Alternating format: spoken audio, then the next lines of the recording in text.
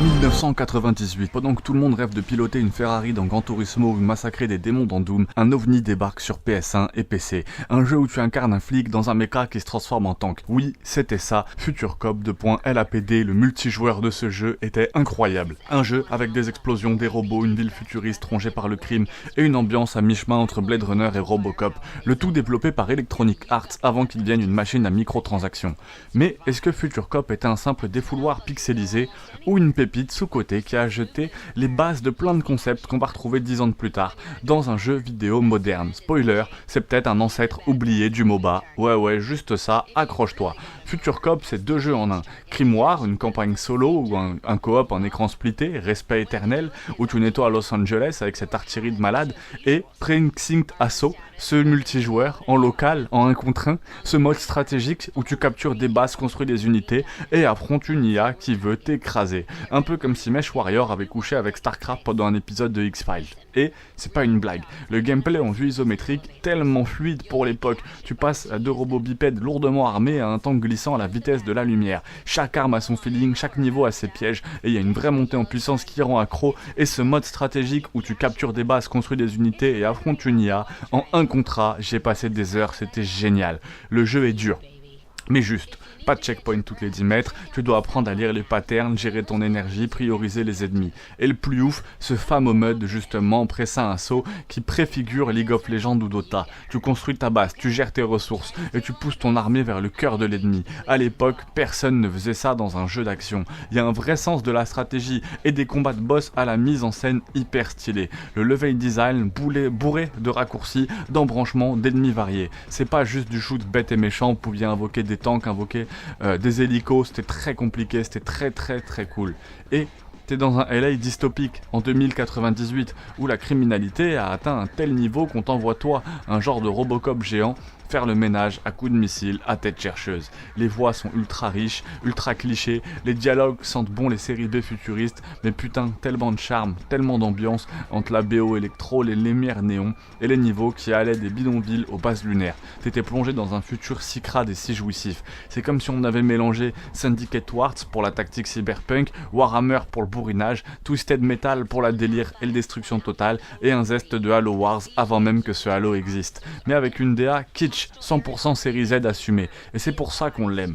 Future Cop LAPD, c'est pas juste un jeu de PS1 que tu ressortiras pour la nostalgie, c'était une vraie leçon de game design, c'était un jeu en avance sur son temps, beaucoup trop, qui mérite qu'on le redécouvre aujourd'hui. Que tu sois fan de mecha, de stratégie ou de bons jeux solo à l'ancienne, t'as aucune excuse pour pas y jouer. Et si t'as envie de briser des robots avec du bon gros son électro et un flingue qui fait trembler les murs, bah bienvenue dans la patrouille. Imaginez un monde au bord de l'apocalypse nucléaire, mais au lieu d'y survivre, on vous donne les clés du chaos. Bienvenue dans Wargame Defcon 1, le jeu PS1 qui vous permettait d'éviter la fin du monde ou de l'accélérer avec style. Et pourtant, personne ne s'en souvient pourquoi moi c'était un de mes jeux d'enfance. Sorti en 99, Wargame Defcon 1, l'adaptation surprise d'un film de 1983 avec Matthew Broderick, un teen hacker qui manque de lancer une guerre mondiale en piratant un super ordinateur militaire. Oui, ce pitch a existé avant les influenceurs et les VPN. Ce jeu disparu de mon enfance. Mais là où on attendait un simple jeu de stratégie ennuyeux, pour les fans de répliques, un peu à l'ancienne, Wargame Defcon 1 dégaine une proposition complètement schizo et improbable. Un STR tactique isométrique sur PC et PS1, un jeu d'action nerveux à la Metal Slug sur PS1. Et les deux sont excellents, enfin presque.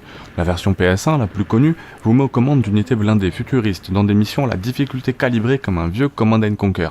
Vous contrôlez chars, motos, hélicos, tanks araignées, oui, et vous passez votre temps à switcher entre les unités pour faire exploser les lignes ennemies façon micro-gestionneur sans pitié. Gameplay hybride entre Loaded, Syndicate Wars et Destruction Derby tactique, un mélange improbable mais qui marche vachement bien. Et c'est le génie du jeu qui vous force à réfléchir, mais en vous explosant la rétine à coups de missiles pixelisés. Le scénario, lui, c'est du bon vieux Skynet sous acide. 2 factions, NORAD, les gentils humains avec des tanks, et les Warp, WOPR, les robots contrôlés par l'IA, qui veut la paix en détruisant tout. C'est cliché, oui, c'est fun, absolument. L'ambiance techno-militaire des années 90 est tellement bien retranscrite que t'as l'impression d'être dans un épisode de Stargate remixé avec Command & Conquer. Mention spéciale aux musiques tellement stressantes, aux dialogues radio que je me souviens encore, en VO, aux explosions qui font vibrer la DualShock comme si t'étais sur un champ de bataille en pixel art. Franchement, jouez-y, je suis sûr que le jeu est toujours aussi bien aujourd'hui. Le plus dingue de tout ça, le moteur graphique. Wargame Defcon 1 était un des seuls jeux PS1 à proposer un moteur 3D isométrique fluide sans loading entre les zones de la carte. C'est un proto open world stratégique. À une époque où Tomb Raider chargeait un couloir pendant 8 secondes, ici tu bombardes toute une base sans interruption. Et devine quoi, le jeu était jouable en coop sur PS1, oui en coop écran partagé en 99, à une époque où c'était plus rare qu'un CD qui se lisait sans grincer. En comparaison, on pourrait le comparer à Future Cop, LAPD, un autre ovni de PS1 oublié, j'ai fait une vidéo sur ce jeu d'ailleurs. Future Cop, LAPD, cet autre ovni, PS1, juste incroyable, allez voir ma vidéo dessus. Ou à Command & Conquer, un peu le FPS dérivé d'un STR. Mais là où ces jeux se cherchaient entre action et tactique, là ça a trouvé parfaitement le bon dosage dans Wargame Defcon 1. C'est pas un jeu qui cherche à te plaire, c'est un jeu qui assume d'être un putain de film de guerre interactif.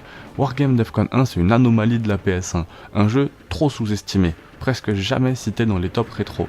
Et pourtant c'était un des rares titres de cette époque qui arrivait à être stratégique, nerveux, explosif, jouable à deux, un jeu de guerre avec de la cervelle et des couilles. Alors la vraie question c'est, est-ce que tu oseras rejouer à un jeu que même la guerre froide a oublié? Franchement, joue-y, joue à ce Wargame Defcon 1 et joue à Future Cop LAPD, tu vas kiffer, tu risques de kiffer. Abonne-toi si tu veux plus de tests, de perles cachées de rétro, si t'as déjà joué à ce jeu, t'es officiellement un survivant de Defcon 1. Force à toi, abonne-toi. Ce jeu de plateforme psychédélique où la PS1 a décidé de faire un road trip sous LSD, avec des acrobaties improbables. Vous pouvez incarner Nikki, une jongleuse en collant à carreaux, et Fargus, un clown, a l'air un peu trop ravi de jouer avec une torche vivante. Ces deux zigotos ont accidentellement invoqué une créature interdimensionnelle, juste ça. Et leur solution, la course au chaos dans des décors qui semblent avoir été designés par un graphisme possédé par le mode arc-en-ciel de Paint. Le gameplay, comme vous pouvez le voir, c'est une vraie folie géométrique, vraiment. Pandemonium, c'est de la plateforme en 2.5D, ou comme les devs disaient sûrement à l'époque, regarde maman, il y a de la profondeur mais pas trop.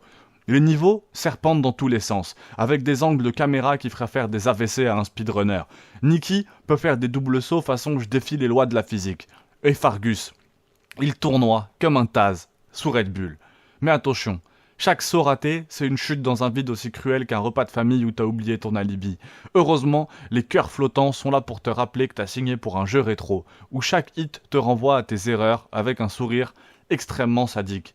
Les graphismes, l'arc en cauchemar, hein. Les décors, parlons-en. C'est comme si Tim Burton et un enfant de 5 ans avaient fait une collab sur un dessin animé un peu trop happy.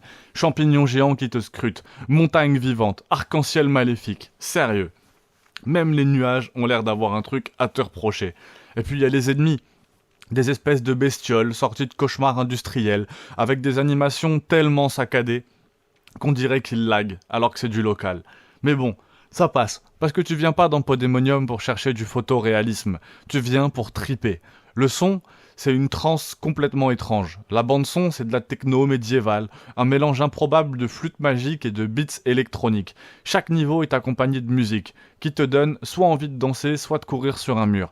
Ce qui colle assez bien à l'expérience globale. Les bruitages, eux, oscillent entre hilarant et « Oh mon Dieu, ma PS1 va vraiment exploser ». Le jeu te rappelle pourquoi tu aimes souffrir. Pandemonium, c'est comme cette glace au wasabi, que tu regrettes de goûter, mais que tu finis par adorer. Les contrôles, tellement rigides. La difficulté te met des baffes, comme un prof exigeant. Mais chaque niveau te fait sentir comme Indiana Jones pixelisé. Si t'aimes la plateforme exigeante, les graphismes qui te crament la rétine, et les scénarios débiles assumés, ce jeu est fait pour toi. Et si tu rates un saut, rappelle-toi, c'était la mode à l'époque. Tu souffres, mais avec classe. Pandemonium, c'est vraiment toute mon enfance ce jeu Pandemonium. J'espère que ça va vous parler et que ça va vous plaire. Hein. Plongez dans cet univers déjanté et coloré, bien sûr, de Pandemonium sur PS1.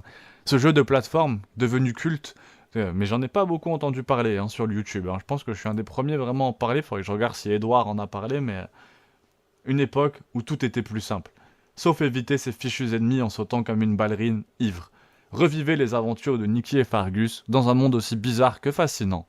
Rempli de puzzles, de monstres étranges et de niveaux qui feront pleurer votre patience. Alors, prêt pour un voyage nostalgique où chaque saut est une prise de risque?